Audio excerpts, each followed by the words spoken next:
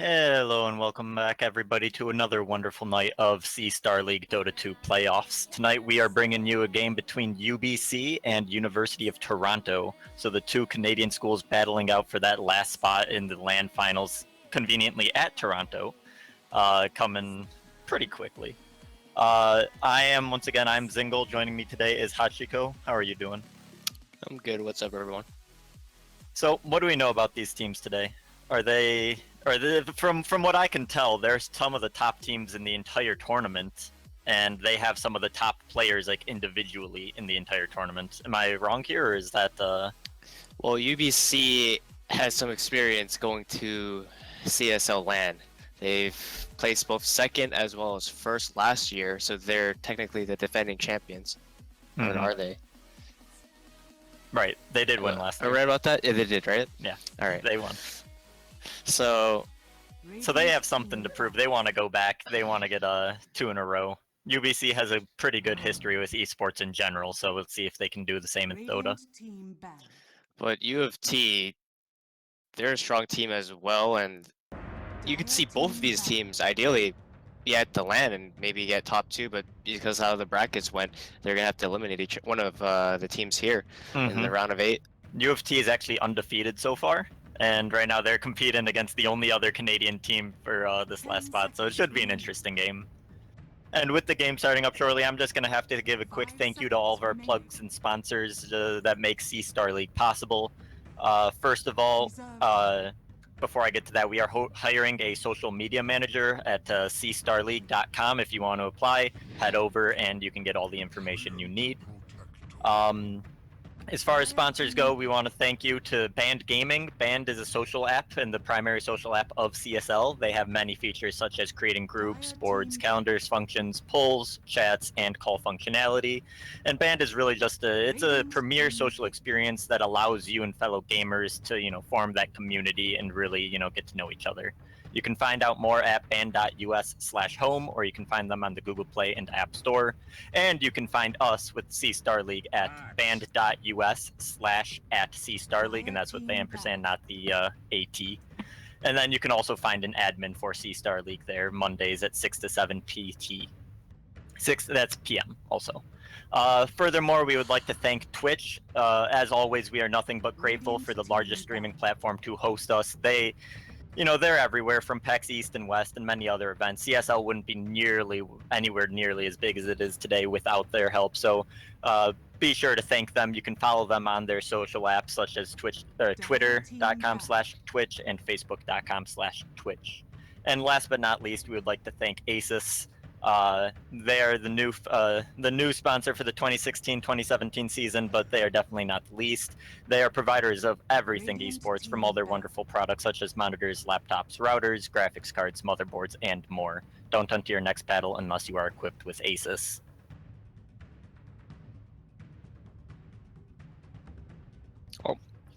And last but not least, the Asus also has a competition.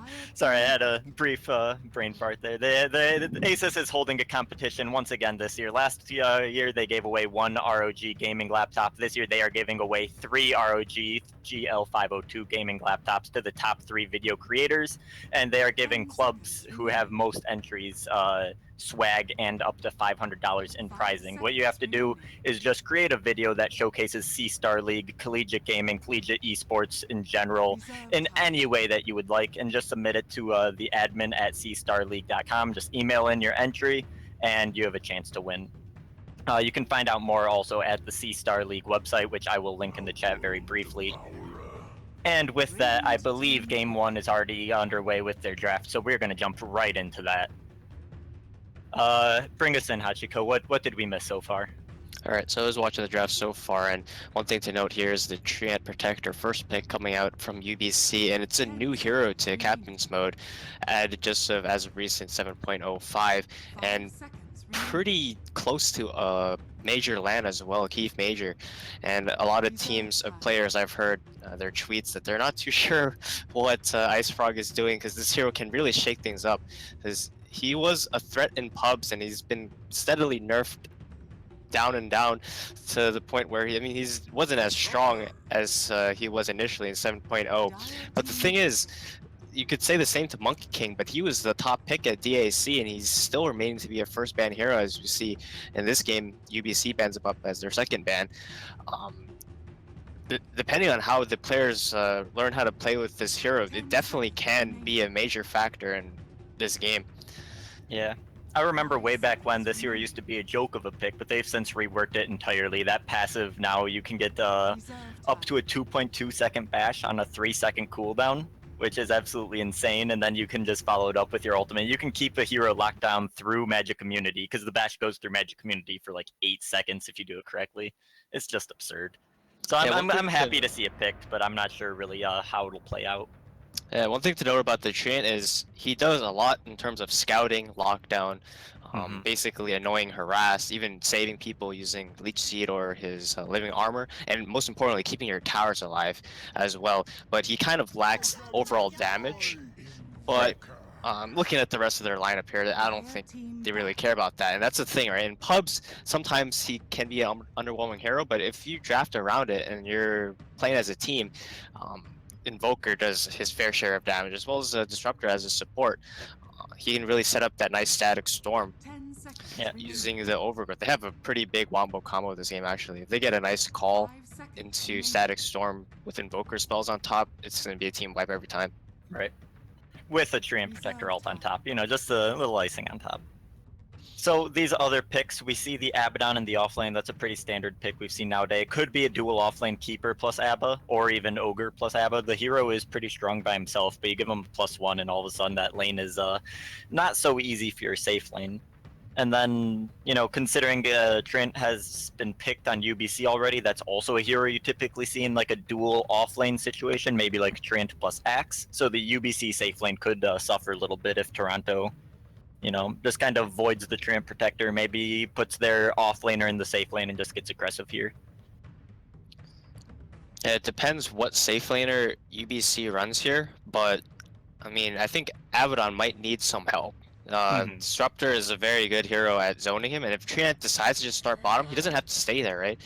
He can start there just at level 1 for 2 minutes or something, and that's gonna completely zone Abaddon out. And we've seen that happen yesterday, or I did, as I casted with Gorgon, where a Monkey King was able to just zone out an Axe, and Treant can do the same thing to an Abaddon. Just trade right clicks with him level 1, Disruptor, pop his Q onto him, and he has to jungle, but Abaddon is not a very fast jungler. Well, if you compare that to Axe, I mean, if Keeper and Ogre commit their time to zone him out, he's going to be happily moving into his side jungle or even his the regular jungle to just get up some farm. Well, Abaddon can't really do the same as efficiently. Right. So another thing that I find pretty curious right now is neither of the teams have picked their safe laner, and I don't know whether that's just a comfort thing, like their star players might be their safe laner, so they just want to give them the best chance possible, or if it's because they understand that the offlane is in like such a strong position right now that you really need a favorable matchup in your safe lane to have them even hold even. Because like you were saying, if it's an Abaddon versus a offlaner 1v1, versus a safe laner 1v1, the Abaddon can just stomp. Yeah, I think it's with a lot of safe laners already being banned.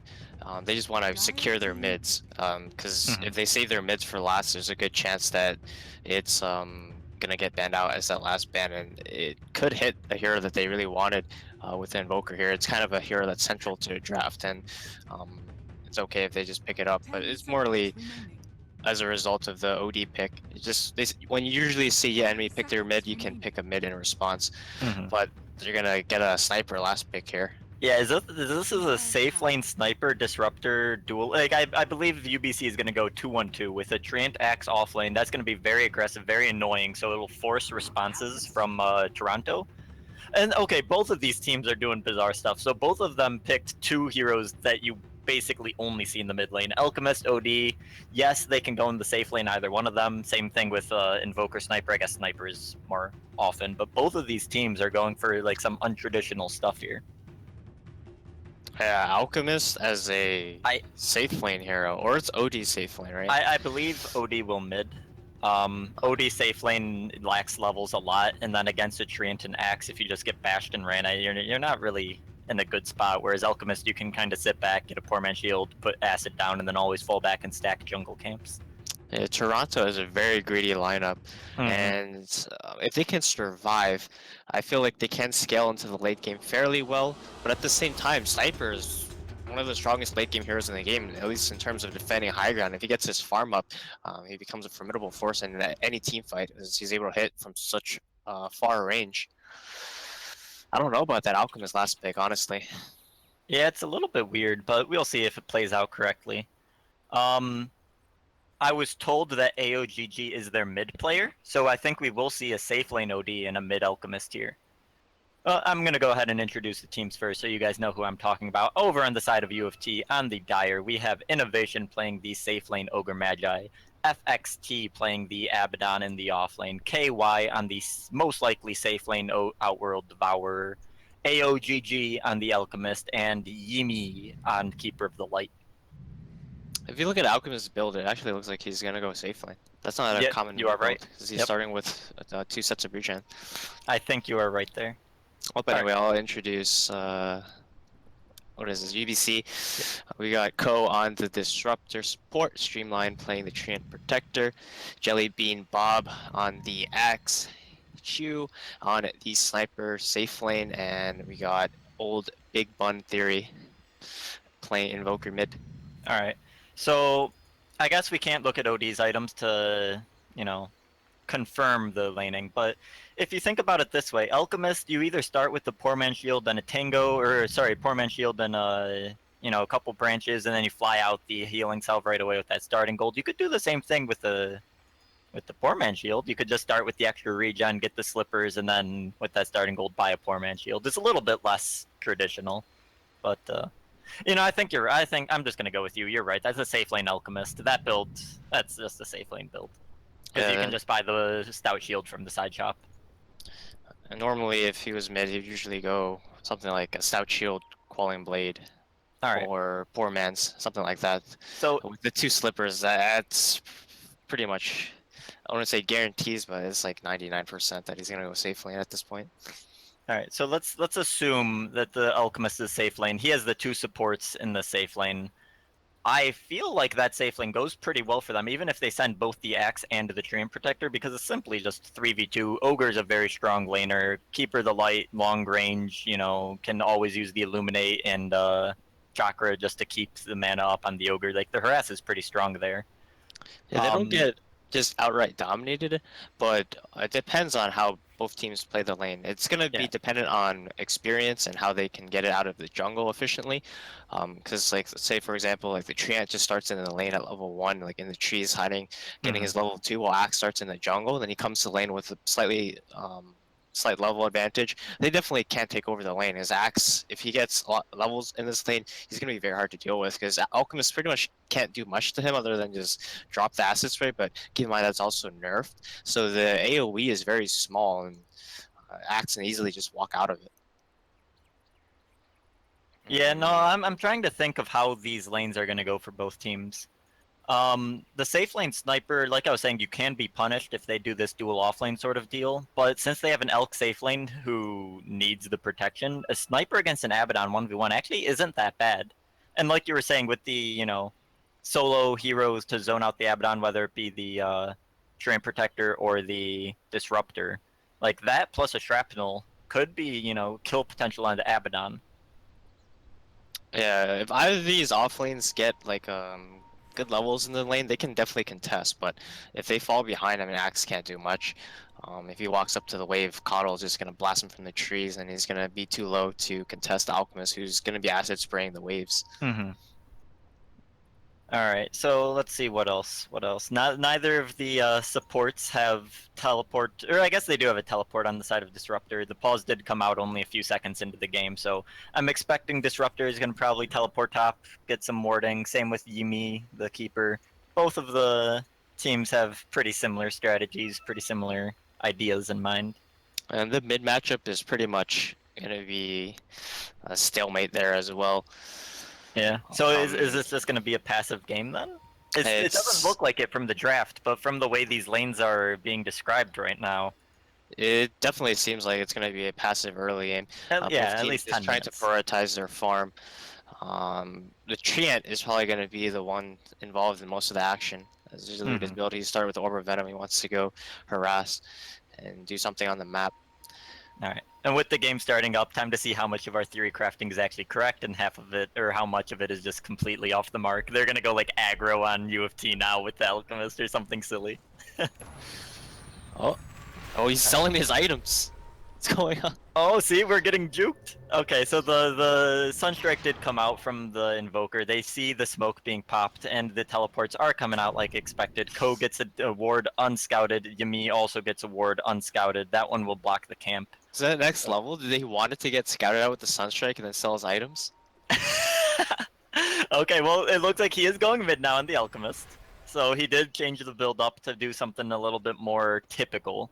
Having the Calling Blade against the Invoker and then a quick Poor Man Shield. The Invoker can't really do too much against you in these early levels. You just get the free CS. If he tries to hit you, you just block most of the damage. Alright, yeah, I like this a lot better because OD is actually a pretty strong laner with Coddle because he has the Banish to combo with the Blast, but Coddle's staying bottom for now. Yeah, I think Coddle will duel off lane because they can apply a little more pressure here. It's going to force a support being down bottom like this Tramp Protector.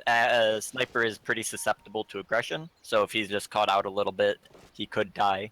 Also, this OD in the safe lane against the Axe, normally that's a pretty good matchup, but I don't know, like, if this Tramp Protector rotates at all, you said he'll be the, like, cause of a lot of the aggression on the side of UBC. Yeah, sorry, that is UBC. If he rotates top, they could probably kill OD pretty easily. He's not the most defensive or safe hero to play in the safe lane. Yeah, with the Coddle bottom, they're either wanting to do one of two things. Either they're suspecting that the Treant will start bottom and he wants to help out his Abaddon as best as he can, or he wants to try to dominate this lane against a Sniper, who is actually not that weak of a laner once he gets points and shrapnels up and puts a lot of those down, and it's hard to fight into him. He did go level 1 headshot, so not the strongest laning ability. He just wants to focus on the CS, and with this Keeper being bottom, he was scouted out. Disruptor not being down here as well, this could be a little bit rough for Sniper at the start of the game. Oh, he's gonna get hit by a blast here.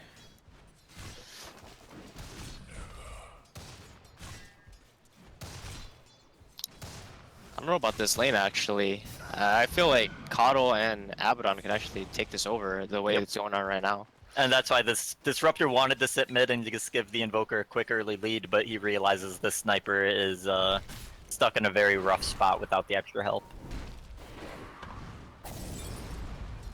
At least on the bright side, Axe is not doing too bad in this top lane. Yeah, and then Invoker is a better start than I'd expect against the Alchemist. He's 5-5 so far against the 2-0 from Elk.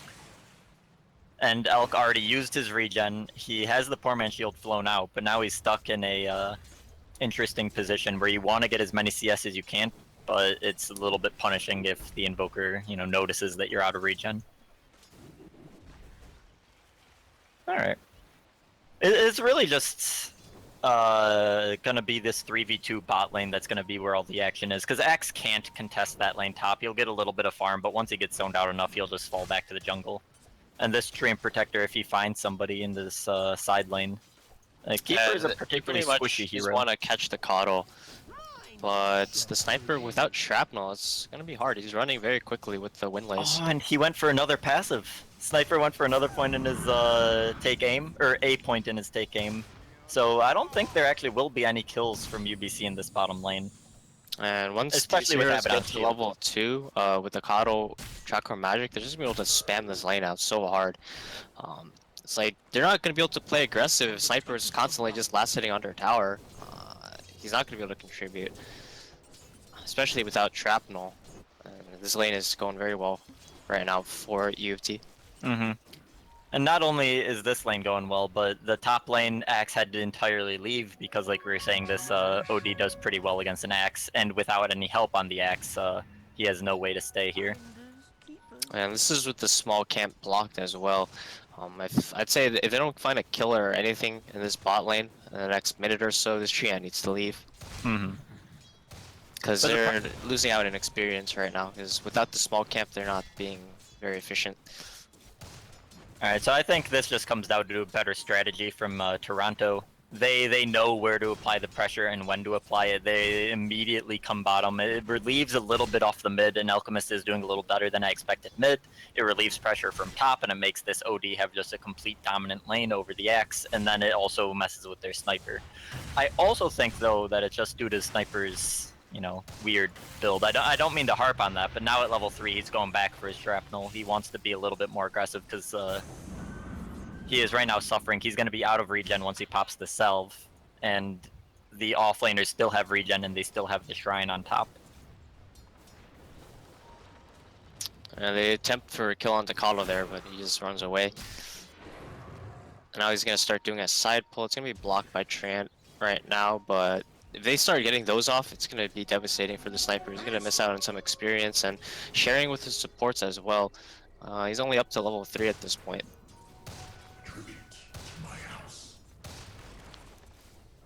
Look at OD, he's about to reach level 5, so he's pretty significantly behind in terms of experience.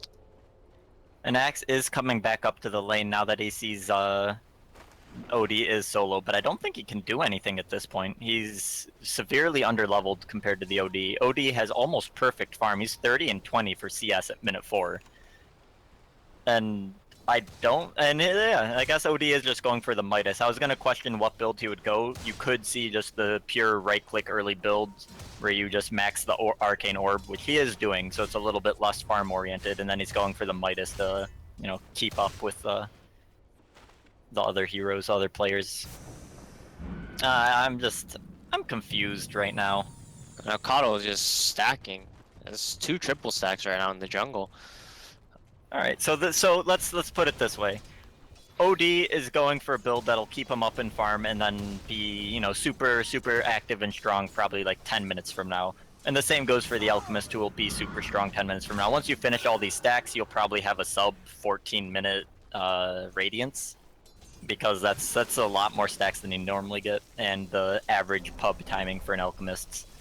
I hate to cite pubs, but a lot of these players play pubs for a majority of their practice, so I'm gonna just go ahead and do that. In this mid lane, we will see First Blood actually coming out. Alchemist getting a little bit greedy, going for that last right click, and we'll just get Cold Snapped and Meteor down, with Ko being there just to ensure the kill with Thunderstrike. And First Blood at minute 6, I guess it is just gonna be this kind of slow rolling game. It's 600 net worth for that one kill, which is a pretty big swing. A pretty big saving grace for UBC at this point, but I don't know if that's going to be enough to hold off against the Elk, OD, stacks, and farming speed that they have going right now. The thing about UBC's lineup is they have a lot easier time fighting, of course, with a lot of team fight abilities.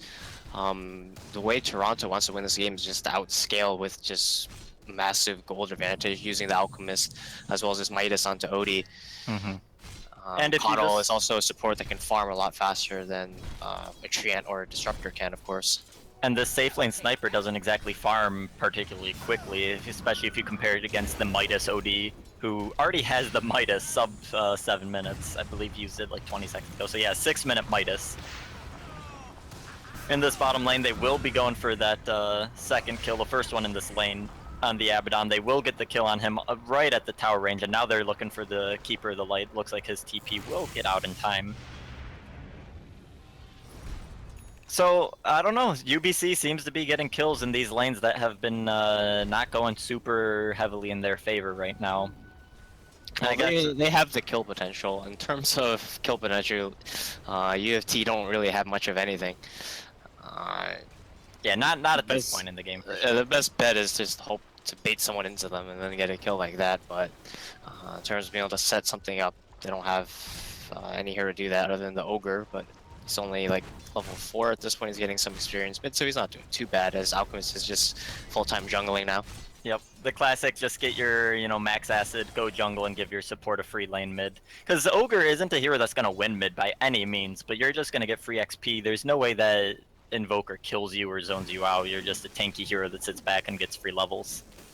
And with those double, triple stacks, and his big stack I think was also a triple stack in his jungle, he's flying up in terms of net worth. If you look at the net worth right now, he is over 1,000 ahead of the Invoker, and it's only 8 minutes into the game.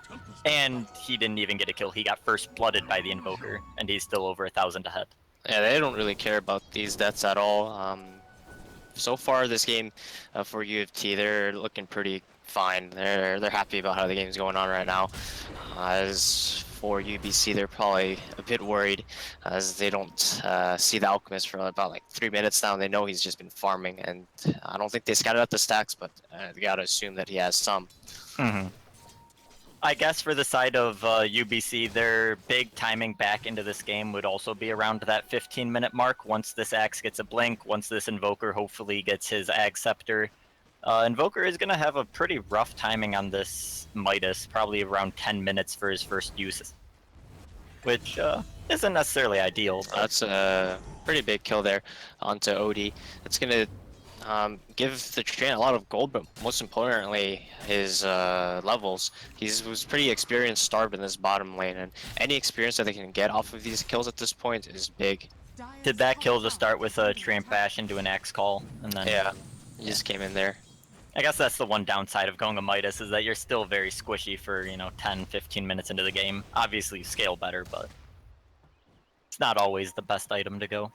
But in this case, like you said, their strategy could just be outscale, outfarm, and just play passive for, 20 minutes. It doesn't matter how many times they die.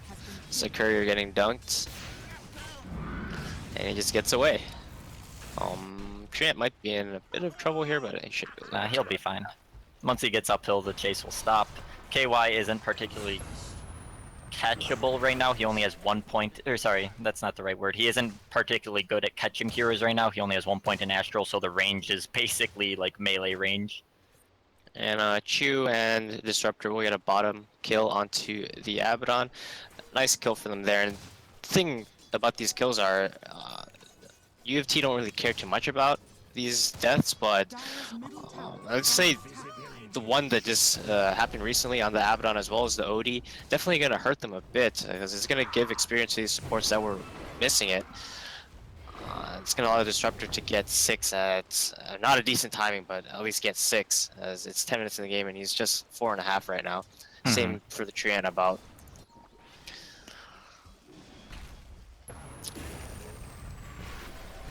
And they're going to try for more here onto Yimi in the mid lane, but Creep like showing up. He's between 2 towers. Not a particularly good spot to go and gank. So this Alchemist, he did end up skipping that armlet. He had enough money for it a while ago, but with all this jungling going on, he's going to stack up a camp here and only be 500, 600 gold away. So as long as he doesn't show on the map for the next couple minutes, he could get a 12-minute Radiance and then just farm up and get, 1k GPM from that point onward. It'll be an attempted kill onto this Treant Protector, but with no detection, he's just gonna go passive invis and run away. And they committed Abaddon for that. And I guess he doesn't feel comfortable being in the bottom lane anymore. Yeah, he does have level 6, so he could just run at the sniper, but if you go for a little bit too long, your ult gets active, and then you just get slowed by shrapnel, and there's any sort of TP rotation. That's just asking to feed even more kills to the sniper, who doesn't have the best CS, but with those 2 kills, he is keeping up fairly nicely. And he just got his ultimate proc there in the mid lane by old Big Bun Theory. And Treant up to level 5 now. He's doing a pretty good job of scouting out and just making some space for his team. Let's look at Axe. He's going to be close to his Blink Dagger, and this is when they're going to hit. And the thing is, the Alchemist going straight for Radiance is going to be susceptible to getting ganked. And I think this game really goes down to how well they can catch this Alchemist. Right. I would put, not to put all the pressure on this Axe, but he's the one that really has to create the space for the next few minutes. When he has this blink and Alchemist only has 1,000 health and no way to, armlet toggle up. Killing an Alchemist right now will swing your net worth just insanely in your favor. Also, I think Alchemist is the top level in the game as well, so killing him not only catches you up in XP, but it catches you up in net worth by more than it should at only 12 minutes in. And the thing about playing Alchemist this game is, of course, you're always trying to maximize your GPM, but when you have a team that's not really putting pressure on the map in terms of ganking or a threat of ganking or anything like that, if you look at the heroes that he's playing with, they kind of just farm. Abaddon pushes out waves, and sure, they can create some pressure from split pushing, but it's nothing like a Lifestealer with a Staller or something that puts a threat on the map that they have to watch out for, they can really just roam the map, get good wards up, and spot where the Alchemist is going and get easy kills on him. Once they get this blink on the axe, and the Treant will go down here top maybe. Nope. There's also an runs straight attempted by. kill in this bottom lane, but he'll just TP out on the Ogre. And with Train just once again going passively invis, the kill won't connect. Yeah, and the Treant is going to allow them to get these wards out as well as scout out this Alchemist, and they just need to play accordingly.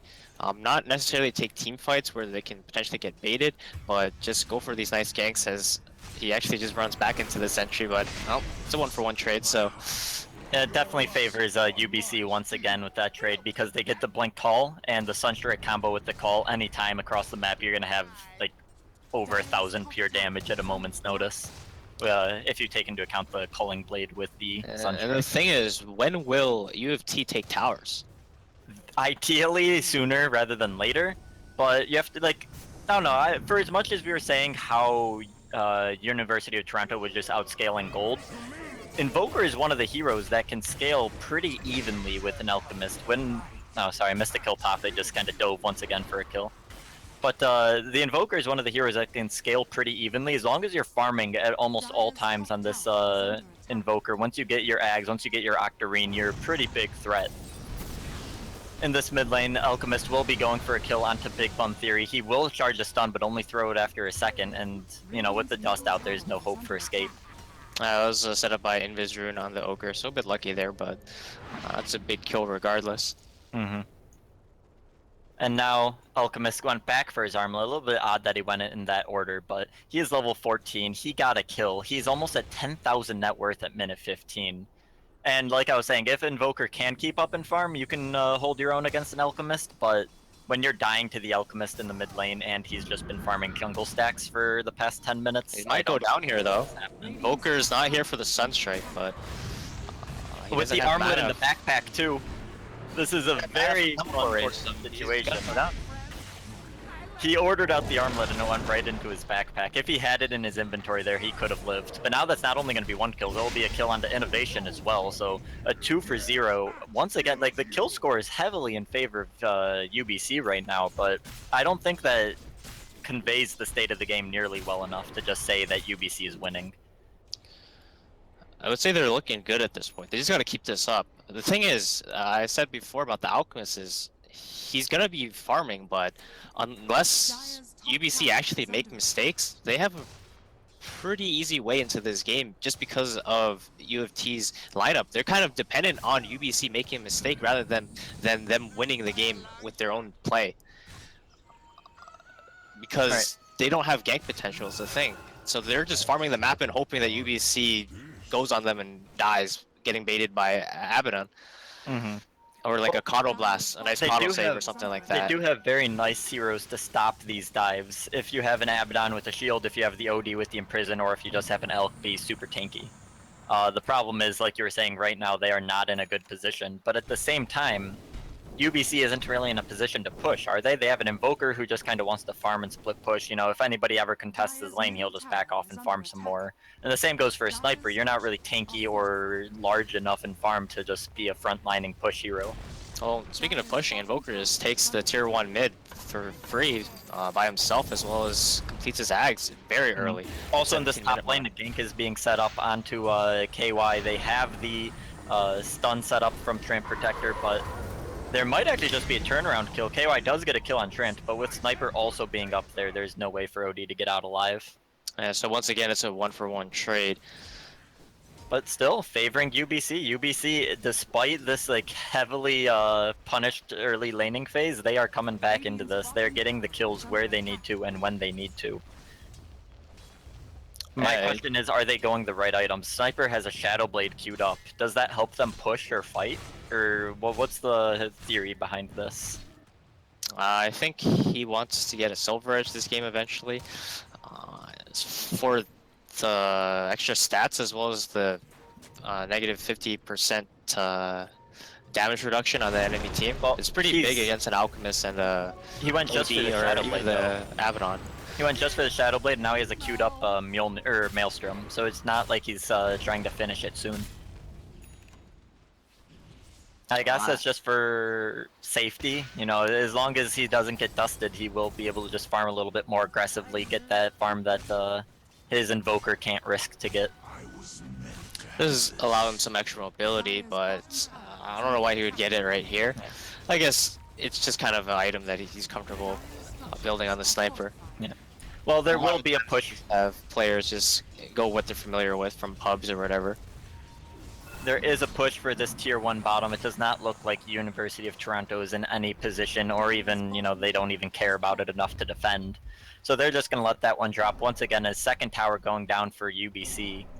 And with the kill score in their favor, now the towers are in their favor, map control in their favor. They have some nice deep wards to scout out this jungle. They are coming nicely into this mid-game stretch that I thought they would be struggling against this Alchemist. He goes down again.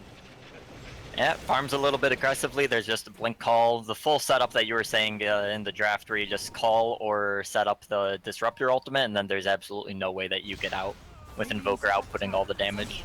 I think they defend top here. They should. I don't know if they can. There's already such a big creep wave. I guess the Fortify plus shield, or sorry, living armor just heals it up like The thing is, Invoker doesn't have a TP, so this is kind of rough. So they're gonna give this tower away, but ideally they could defend this. Oh my! And the Sunstrike comes out. He doesn't need a TP, he just needs to be there to defend apparently. Yeah, FXT's ultimate got triggered by the Shrapnel, and then he gets just a little bit too greedy and tries now to they're hit coming the tower. back. And OD is too deep, but the call doesn't hit. Yeah, it's a good 4-staff play, good reaction. They will end up denying the tower, unless they want to try to save it, just living armor it up. And it looks like that's what they will do. And that ward saved the OD there, but well, tower defended. They still took the tier 2 bottom, and they lose Abaddon as well on U of T. Alright, well, UBC is actually impressing me way more than I expected so far in this game. Now they get a nice 2-man root. The Sniper Assassinate plus all this tick damage, and the Sunstrike once again. Big Bun Theory just being a sniper. And in the bottom lane, he's looking for a kill. He'll take a lot of damage here. He's gonna get his mana burn. Invoker doesn't have nearly enough mana to get that kill, though. Yeah. And now, despite that kill onto the Invoker mid, I was saying that he might have some struggle keeping up in farm, but with all these Sunstrikes hitting, with these 2 towers going his way for free, and the Treant Protector stopping the towers from falling to keep Alchemist ahead, he is only 1,000 net worth behind the Alchemist. And that is not good at all for AO. GG. He wants to have almost his Manta right now, and he's just buying his boost of travel. And it really goes down to what I was saying before, where his team is not creating space for him to farm, and that resulted in him dying time after time to this Axe. And definitely got to give it to Axe this game for being able to set up those kills, along with the supports. Yeah, the Alchemist went from a 12-minute Radiance to a 21-minute only getting Armlet and bots on top, so 4,000 gold in the past 10 minutes. That's 400 GPM on this Alchemist. He is definitely not in the situation he wants to be right now. And now they're slowly just losing all their towers, while the towers on the side of UBC are still very healthy, except for this top tower that they, Treant, I think, hasn't kept up on the heals on. Healed it up so it's not deniable anymore, and then forgets about it. No, there's going to be another heal. They will probably get that tower back to full health before Toronto even has a chance to push again. Yeah, this is what I was saying before, is how did they push? They just don't. Their heroes don't push. If Alchemist pushes a tower at this point, he's just gonna get focused and killed in the Axe call, and OD is not a pusher. Abaddon can, but he's pretty underfarmed at this point. He's not gonna do any threat to the enemy towers, and with that, with the Fortify and heal, they pretty much can defend a tower, even if all 5 of U of T group up and maybe get a team wipe as well. So alright, so if you're a U of T player right now, your strategy going into this game is just to out-farm them, get that Midas, get net worth, and you're now behind by 3,000 team net worth. Are you going to change your strategy, or is this just going to be the same thing that you do? You're just going to kind of commit, double down on that this farm pattern for the next 20 minutes? They're gonna take those. They're not only their strategy, but just with how their draft goes right now, is they're just waiting for UBC to make plays like that, going a bit over aggressive, then give them a kill, and maybe they can do something off of it. But I don't even think they can get this mid tower here. Nope, especially with the Treant still up. The Shrapnel is there to defend.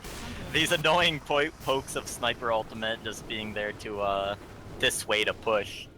It's hard for them to even get close enough to the tower, let alone take out the tower.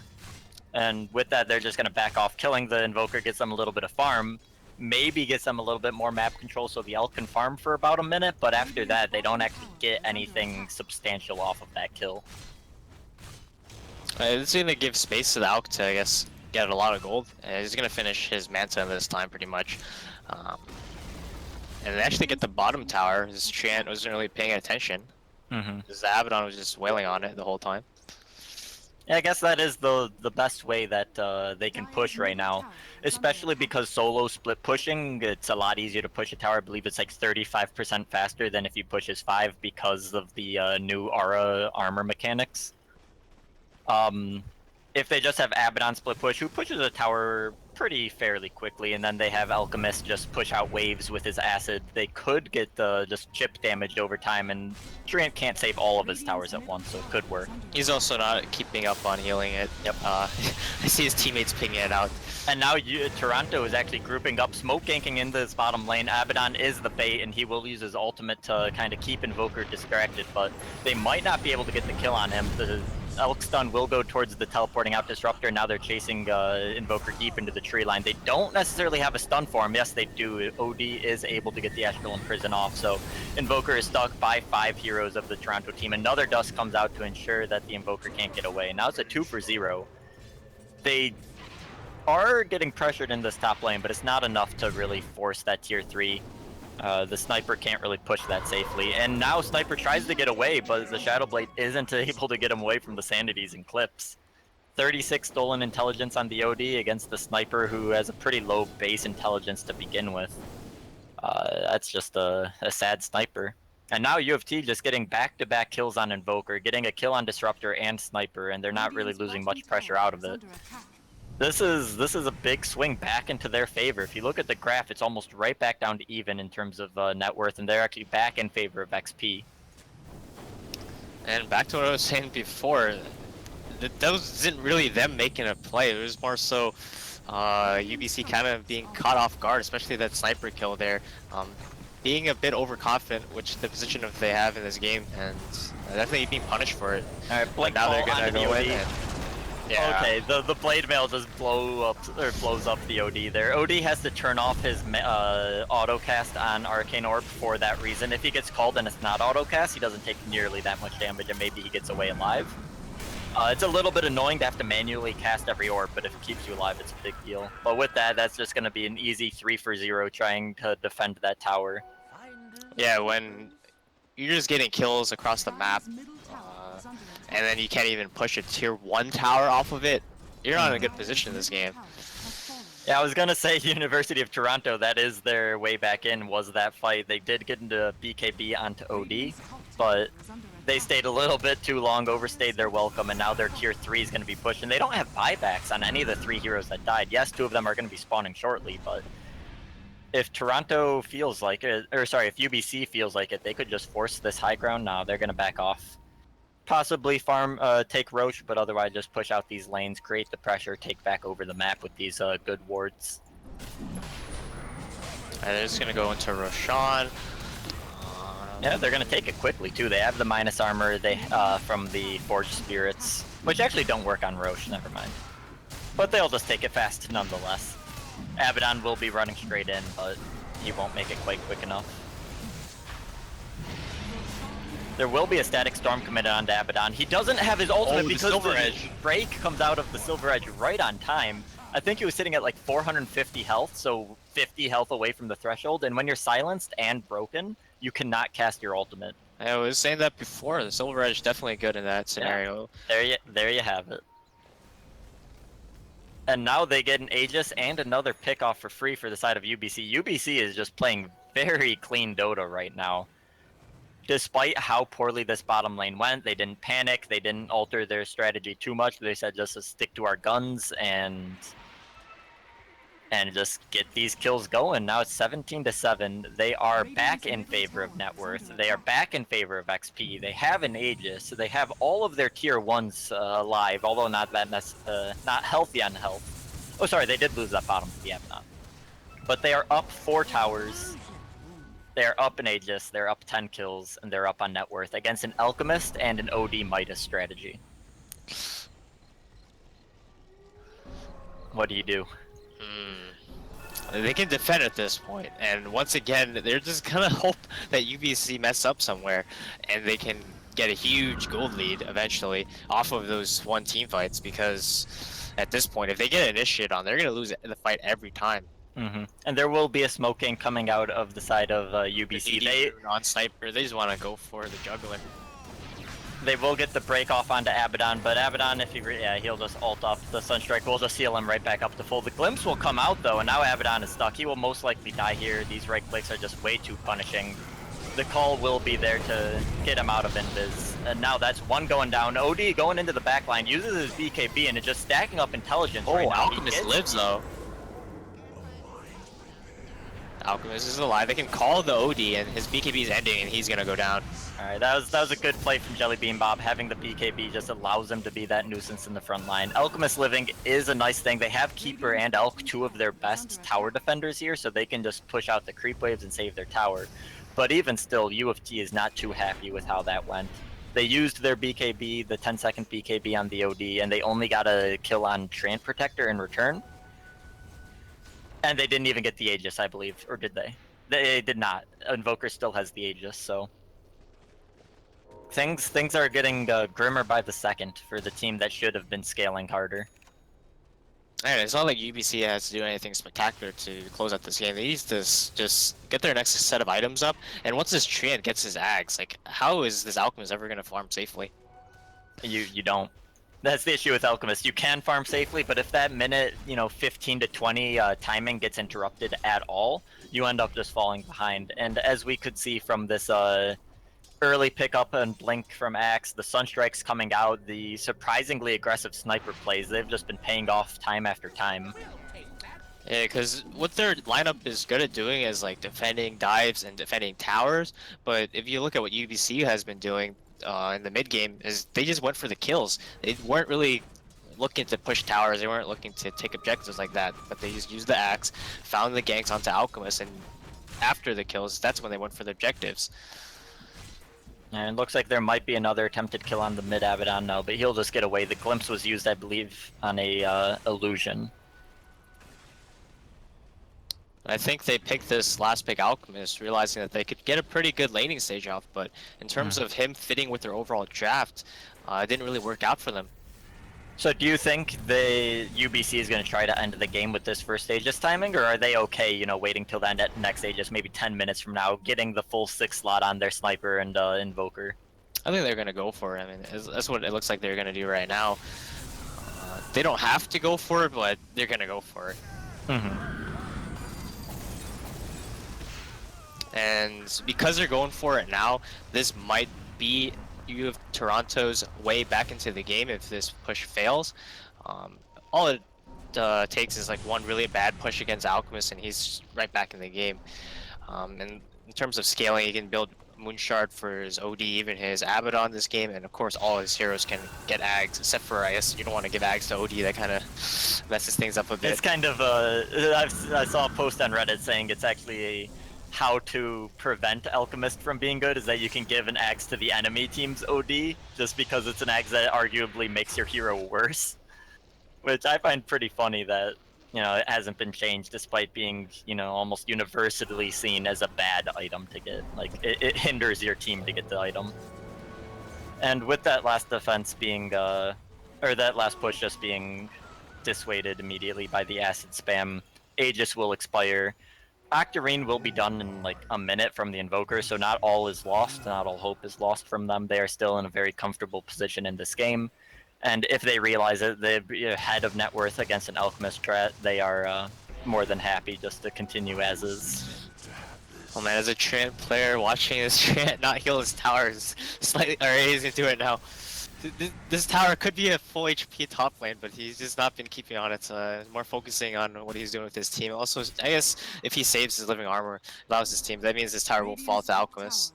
Well, there'll be almost a Should. free tower, but the Fortify comes in, the heal comes in at the last Alright, second, never so this mind. tier 1 is now bait. They didn't want to heal it to full, they wanted to try to bait something. I mean, it worked out for the mid lane, so I'm not gonna argue it. But as a Treant player, you kind of just want to. You look at the towers and you usually want to heal it to full, but I'm not sure if this is intentional or not. But it's working out for them. That baited the Alchemist there. It could have meant that he went down. Yeah, an They, attempted kill out of the Abbot top, but he just TP's out. The tower not being full HP mid lane definitely baited UFT into that. We saw them get like a 3-man wipe there onto the Alchemist as well as the OD. Yeah, one more fight like that, like one more fight outside of Toronto's base, and Toronto could just see everything fall in the blink of an eye because these buybacks aren't at a point that they want to save for them, but they kind of have to. If you see OD, he has plenty of money for buyback, but it's really just keeping him behind. A lot of his net worth is in the Midas and in this kind of just gold sitting in his backpack or his inventory. So despite them being behind on net worth, they're really behind even more than the graph shows because they have to be cautious with their buyback status, because they have the Midas on the OD. It's really just it's a rougher spot for UFT than it looks like, and I want to say that they'll scale nicely because UBC is having trouble pushing into base. But at the same time, the Treant Protector has his Ags in 600 gold, so he's just going to scale insanely well. He'll farm everywhere in the map that his team can't. This Invoker is very close to being 6-slotted, and it's only 35 minutes in. He's almost level 25 as well, and this Sniper can just get bigger and bigger. All of his items can be upgraded pretty much at this point. He has the MKB finished up as well, so the miss chance is no longer a factor. The uphill miss, I believe, is also no longer a factor. Keeper's blind is no longer a factor. UBC is just getting stronger and stronger, and it's really looking and scary. against an Invoker, an Alchemist has to buy BKB, an item that he doesn't really want to buy, to take these late game team fights. Because this Invoker, once he gets his Octarine, he actually already has it. He's gonna be able to have so much team fight control that the Alchemist really can't do anything running in the fight. He's gonna get hit by all Invoker spells, get his mana burn, walk into the ice wall, and most importantly, that tornado just keeping him in the air. Do you think he's going to go for the minus 18-second cooldown then on the Tornado level 25 talent for the Invoker, sorry? Yeah, most likely. I've become a really big fan of that build. It's pretty good this game. A lot of heroes where you can just remove from the fight for a while and help set up his team to get a nice root call, disruptor ulti, whatever. There is a smoke gank here from the side of Toronto. They're feeling a little bit desperate, so they made a kind of a desperation smoke play, but they didn't find anybody. The scan also missed in their own jungle, so they have no idea where UBC is. UBC is just playing that defensive, very cautious game, not showing on the map on the heroes they don't need to show on, and then just showing enough to push the lane, shove the lane, create the pressure, and then just get out. Alchemist will be 6-slotted now. He's going to start to buy Ags, and they do have good Ags carriers. And I say if UBC do fail a push, it's going to allow UFT a way back in the game, but it's still going to be hard regardless, and more so dependent on UBC being forced to make mistakes rather than UFT being able to make plays, because until they get like ridiculous items on the OD like Hex, Move to Travel 2, whatever, where you just like teleport and someone set up a kill, I'd say if ultra late game they may have an advantage just because the Alchemist is able to buy everyone Ags, but at the same time you're playing against a Treant who's going to be putting eyes everywhere. It's going to be hard to execute regardless of what happens. Well, one bright side is OD is very close to that sheep stick. The Alchemist will be able to get an Ags for the Keeper, so may keep that Keeper relevant despite being bottom of the net worth right now. Normally Keeper is one of the higher net worth supports because you can just out-farm. But when you're behind and you have an Alchemist and OD, really the lowest farm priority, so you're just allowing the Alchemist to do his job and just catch a Keeper up back later. Oh, we see Ogre just get deleted in this bottom lane. So much damage from Invoker. Now Invoker is getting dangerously close to 25. He's getting dangerously close to 6-slot. He'll have his Shivas done in 400 gold. And the net worth is still just climbing in UBC's favor. XP is at 12,000, net worth is at 6,000, and then a lot of that is just, it's worse than the graph looks. And the eyes on the fours are starting to come out. Oh, they are, nice. They actually just have no map control on the side of UFT. There's still a tier 1 mid and top. And they're both sitting on a bit less than half HP as Treant still has not kept up on healing them, but they can't even kill them. It's the thing. The fact that Treant's not healing the tower and they're still standing 37 minutes in the game is not a good sign for U of T at all. And at the spot shrine area, they tried to kill Invoker, but it was a 1v4, and Invoker just, you know, outplays them, runs away. With this Ags and Octarine, his spells just have such a short cooldown, he can really do whatever he wants. And now with this next Roach spawning, this was what I was expecting from that last timing. They didn't want to force it too hard in that high ground push, but once they get this next Aegis with like 6 slot on all their heroes, they're in such a good position to end the game that now is probably the time. Well, this is not a good position for Alchemist as the Axe is going to go in with a call, and that's a 2-man Static Storm. They don't have detection, I believe, so this Alchemist might get away. They actually do manage to take him down with the AOD damage, and now OD is just railing into them. The BKB right-click's coming out. He uses the Sanity Eclipse onto 4, and they get the Aegis onto Sniper. This Axe is now looking very scary, or in a very scary situation. And Sniper is poking away now at the back Sniper lines. is just ho-ho-ha-haing through their entire team. And now it's OD versus the Only world. one He does have remain. 80 stolen intelligence, but with all these spells without any BKB, there's very unlikely that he gets away out of this. Now that's a 5-man wipe. They lose Aegis, unfortunately, on the side of UBC, but it is a 3v0, and they're definitely going to have to use buybacks on some of the Toronto heroes. They claimed both gems in the game as well.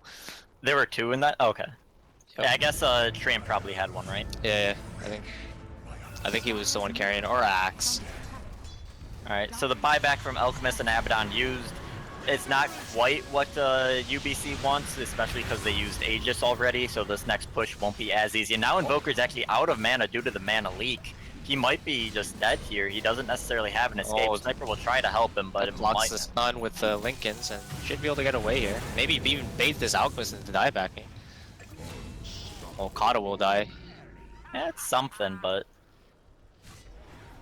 UBC is happy to get out with their lives. Chu and the Sniper is still just poking away. He doesn't have any lifesteal, so his sustain is really only reliant on this Tramp Protector, but I guess that would explain why the towers are consistently low, because he has to just keep the Sniper healthy. And they might just look to go using for it a more. lot on his teammates, and then he just kind of forgets. With the 2 buybacks used, yes, the OD still has his, but if they get a single kill onto either of these dieback heroes, or heroes so that they die back, they could easily just push and end the game.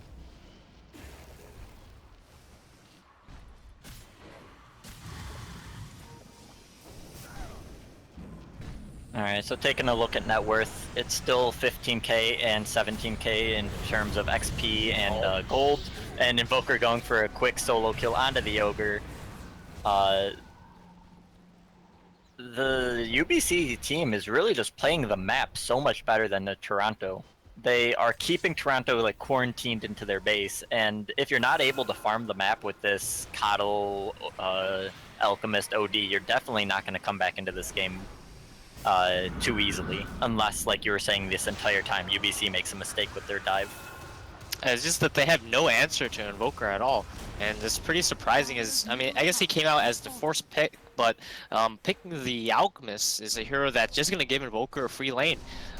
It only really went down to that last pick Alchemist. Mm-hmm.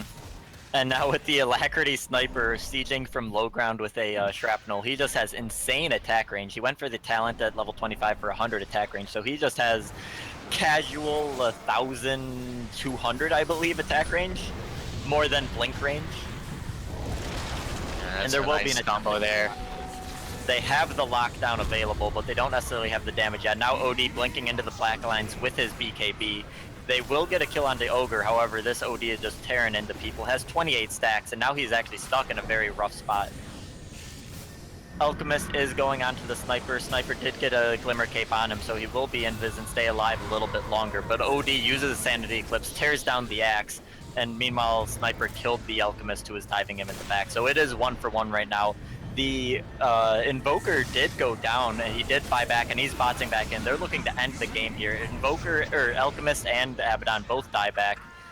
OD also buying back, and now this really scrappy fight is heavily in favor of UBC. Yes, they had to use buybacks, but they could just look to end the game here. Godlike kill streak for Sniper.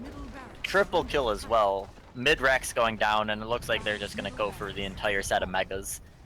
No buyback on any of the 3 dead heroes right now. No BKB available or Sanity's Eclipse available for OD quite yet. And Quee swiping through them. Oh my, sniper. The Alacrity 1200 attack range sniper is just insane. MKB and Bash Proxin intermixed in these right clicks, and you're just not a happy player. And with this, I believe it's just going to be game 1 going the way of UBC. It's going to be... It was already tough enough for them to hold against regular creeps. Against Megas, it's even less likely, and there's the call from U of T. Game 1 will go the way of UBC. Very impressive gameplay, very disciplined gameplay out of UBC. What do you gotta say? Solid game in general. Because U of T was kind of relying on them to get a bit of ahead of themselves with their lineup, kind of blink in too aggressively with the Axe, and then come in with a nice save using the OD as well as the Abaddon, Coddle Blast going through afterwards, something like that, and then getting a big gold lead off of it.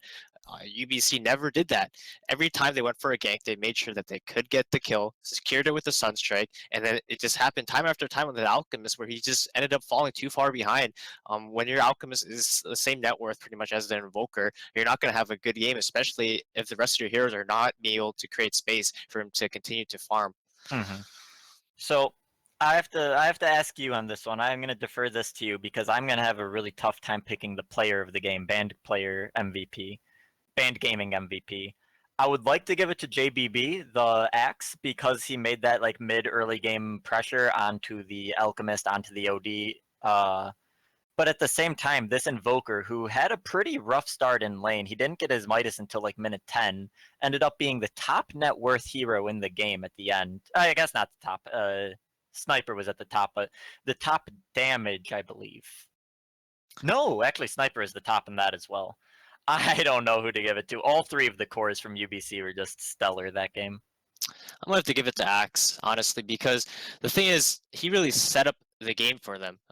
The Sniper and the Invoker were just there to dish out the damage, but if you look at the calls he got this game, he got a couple of very nice ones, set up those Sunstrikes for old Big Bun Theory, and he's really the core behind their lineup.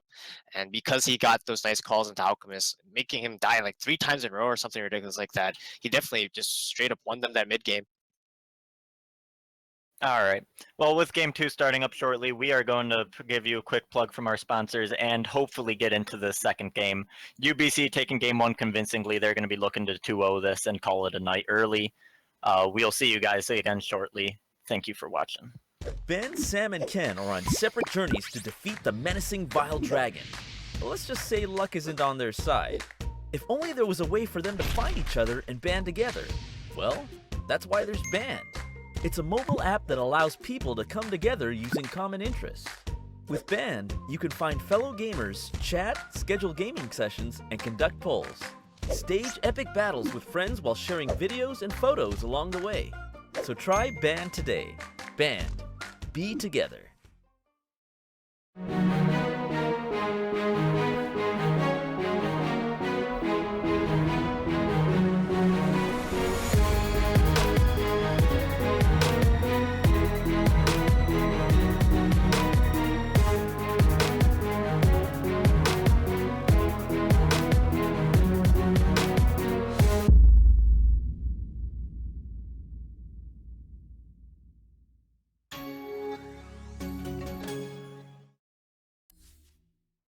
Only $14.99.